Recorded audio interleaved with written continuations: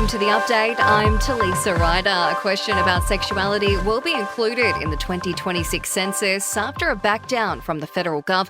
After promising the inclusion before the last election, Labor decided against it yesterday, claiming it wanted to avoid a divisive debate. That position angered many advocates, along with some government MPs. Prime Minister Albanese has told the ABC one question will now be added if it's successfully tested by the Bureau of Stats. As long as the testing goes okay and a question can be developed in a way that is sensitive and that gets the information that is required, and the ABS will be testing that. A draft question has been developed this week. Privacy concerns have been raised over a new plan which would enable schools across the country to share student data. Under the scheme, children's test results would be lodged in a system using a unique ID number. Questions are being asked about exactly how the data will be collected, stored and shared, and who will have access.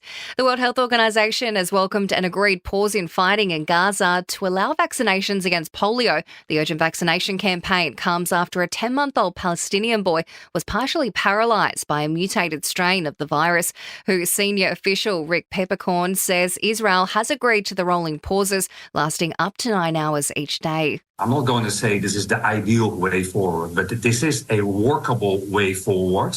Not doing anything would be really bad. We have to stop this transmission in Gaza.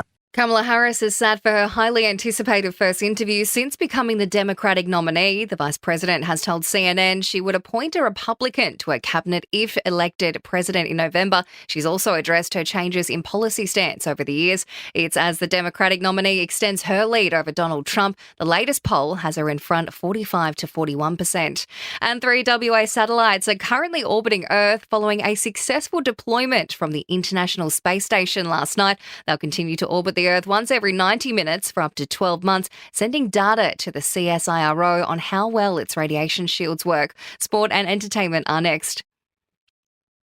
In sport to Paris, our Paralympians are celebrating a successful first day in the pool at the Games. They've collected 4 medals, including 1 gold. Tom Gallagher in the men's S10 50-metre freestyle. In footy news, Marcus Bontempelli has been named captain of this year's All-Australian side. It's his 6th All-Australian selection. Carlton's Patrick Cripps is his vice-captain, while Max Gawn has earned his 7th All-Australian blazer. And Australian tennis players Jordan Thompson and Chris O'Connell have joined Alexei Popyrin in the 3rd round at the US Open. In entertainment news, Oasis have added 3 more dates to their reunion tour after unprecedented demand for tickets. The iconic brand is now scheduled to play 17 gigs across Britain and Ireland from July 4 next year. ABBA has joined a string of musos slamming Donald Trump for using their music at political rallies. The US presidential candidate played the winner takes all, Money, Money, Money and Dancing Queen at his Minnesota event last month. The Swedish group says it did not grant Mr. Trump permission.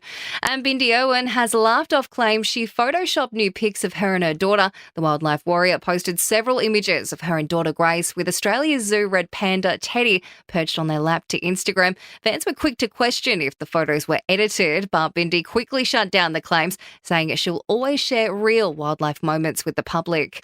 And that's the latest from the Nova Podcast news team. We'll have another episode of The Update for you later on.